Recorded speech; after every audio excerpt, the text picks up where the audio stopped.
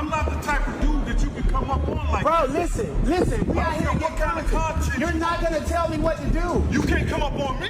He told street dudes who had did dirt in the street. When y'all see Gene, y'all do him dirty. Y'all beat him up. He wanted me in the dirt and was trying to rock me to sleep. He knew where I was at. Done deal. Just jumped outside of a reunion with some infamous old coworkers. Furthermore, it appears to have been everything but random. Jean was walking away from the party when 3 masked men suddenly came up to him. Moreover, I am aware of Diddy's responsibility for everything.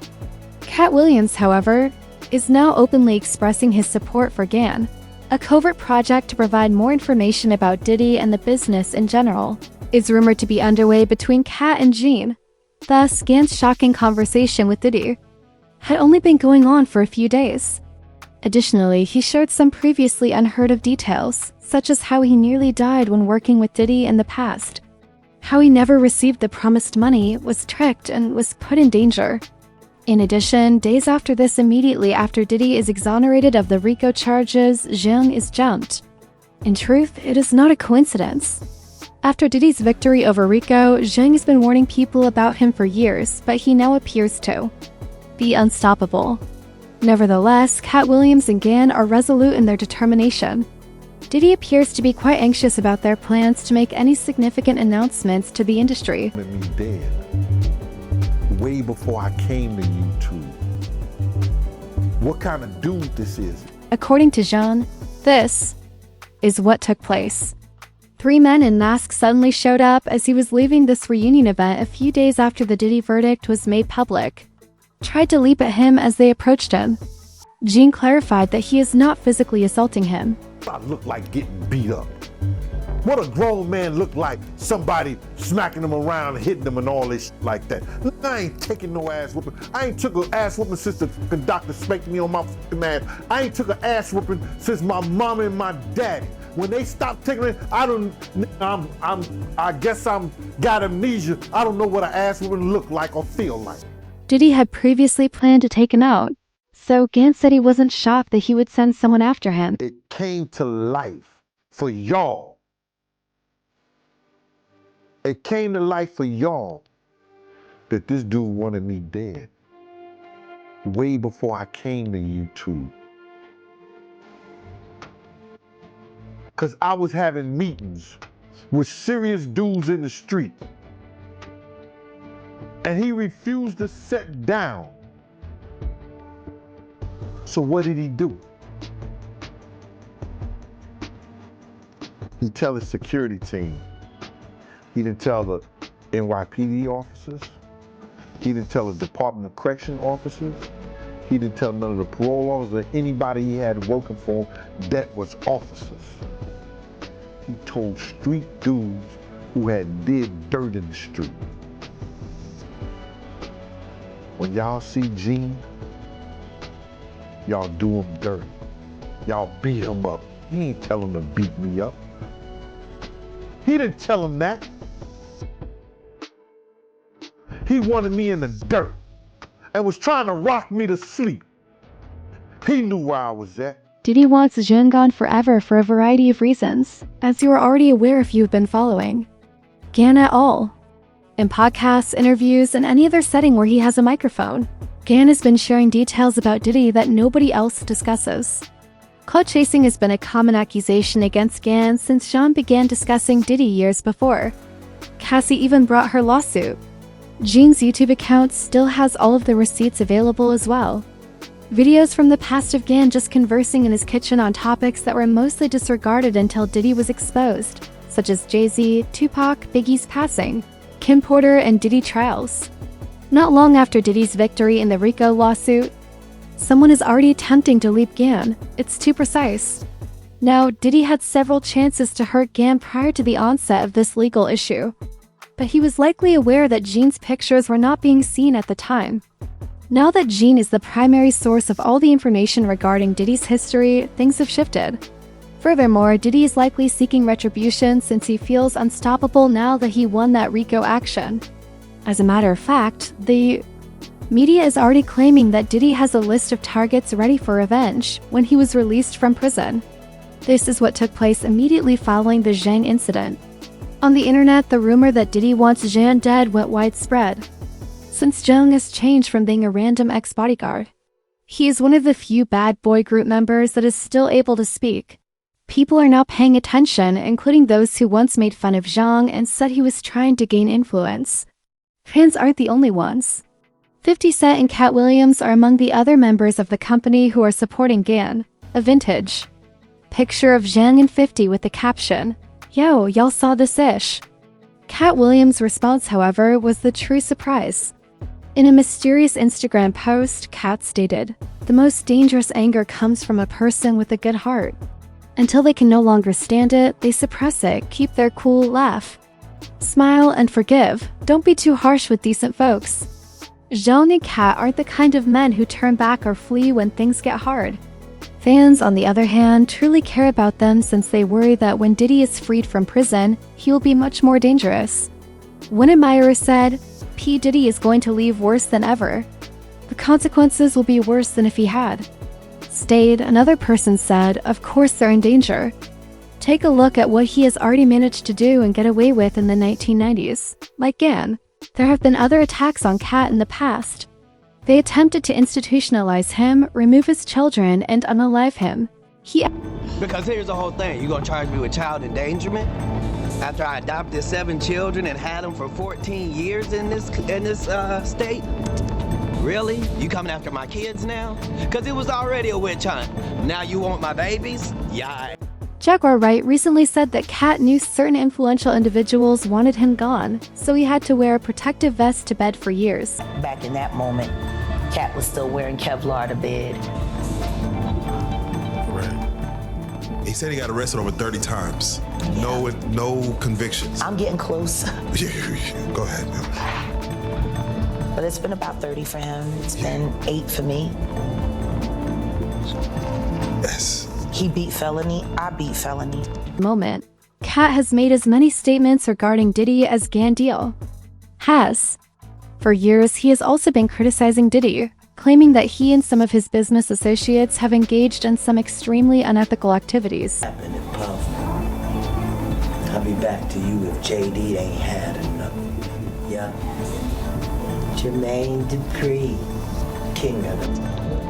You asked me, baby. Katt also has years of experience discussing business gatherings and how some of the biggest celebrities utilize them to connect with other men behind the scenes.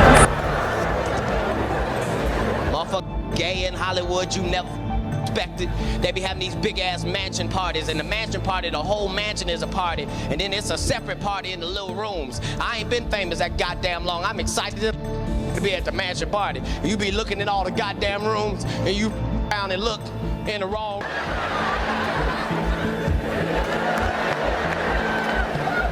Nick, come here. Is that 2 kissing? However, Katt now views those events at the estate in a completely different light. Things are becoming darker now. Today, he is claiming that there are actual ritual-like events occurring behind closed doors rather than just covert meetings for men on the DL. Interview. 8:54-10:07, Zhang Deal's earlier disclosure of this information is likewise notable.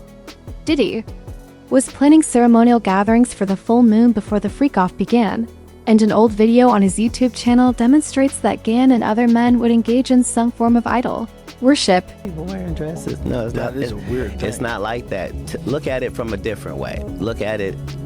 Show me one person that ever wore a dress in Hollywood unsuccessfully. It wasn't because I was a prophet. It's just I had gotten so much information that I understood that things are secular. So I understood that the earliest I had seen that word transgender was Baphomet, the transgender. And so I knew that in the ritual of Baphomet, the transgender, to show allegiance to him, you had to kiss his ring. Really? And it said both of those things, so I knew that both of those things would become popular in the future. Furthermore, Katt and Jean's lives might be in jeopardy after Diddy leaves because they have no plans to cease advocating for and exposing the industry. Katt and Gan appear to be ready for what is about to happen, though.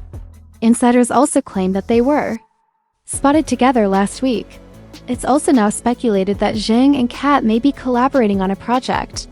The nature of the project they wish to work on at this time is still unclear. The format might take the form of a production firm, a series of documentaries, or even a podcast. Anyway, a significant event is coming up. For months, Katt and Zhang have been sharing information to piece together the facts, according to one insider. Project with an industry connection. Katt recently declared his intention to pursue musical pursuits that Hollywood would never allow, as well as the opening of a recording studio. Therefore, it would make sense for Diddy to want Jean to remain silent until it is made public if the claims that Gandil and Katt are working together are accurate. Taking into account that Katt has the receipts and Jean the platform, this is a significant issue. And not only for Diddy, but for the entire awful business. The problem is this. Jean's energy changed after that incident. As everyone knows, he has been telling stories about Diddy for years, but his tone has changed.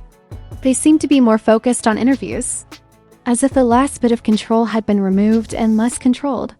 Jean is obviously unhappy, as evidenced by the tone of his voice, and he is not sugarcoating anything.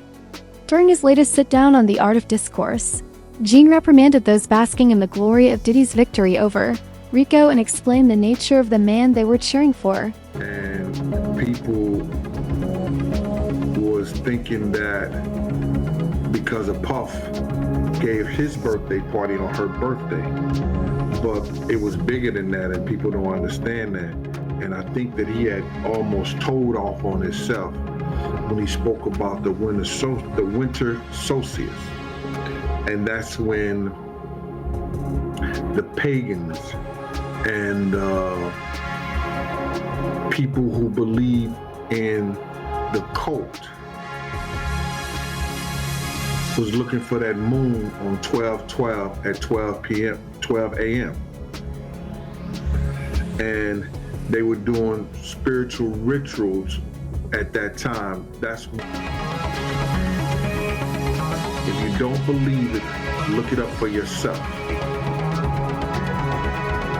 It was when it was the last day of the full moon, certain idols.